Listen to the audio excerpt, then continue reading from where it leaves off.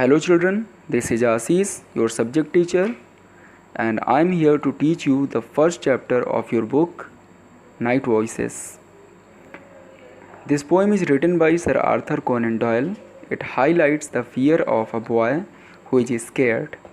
Before I start, I request you to be ready with a copy and a pen so that you could write some important points related to the poem. Okay, so let's get started. Father, father, who is that a whispering? Who is it who whispers in the wood? You say it is the breeze, as it sighs among the trees, but there's someone who whispers in the wood. Father, father, who is that a murmuring? Who is it who murmurs in the night? You say it is the roar of the wave upon the shore, but there's someone who murmurs in the night. Father, father, who is that laughs at us? Who is it who chuckles in the glen? O Father, let us go, for the light is burning low, and there's somebody laughing in the glen.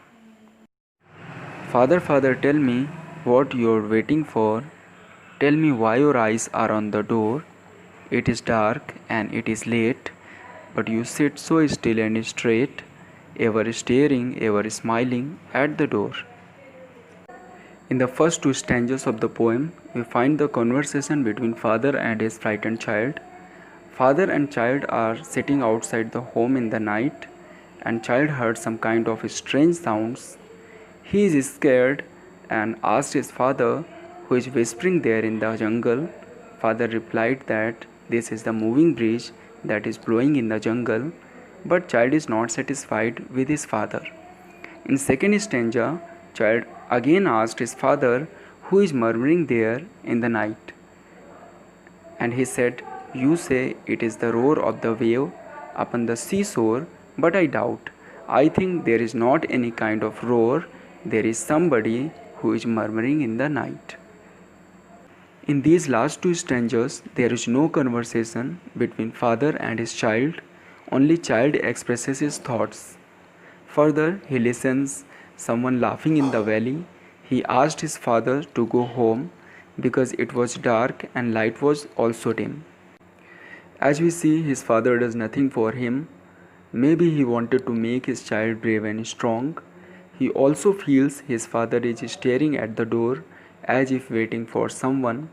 In the poem, his father seems to be a very responsible person and explains child's doubt as a natural process.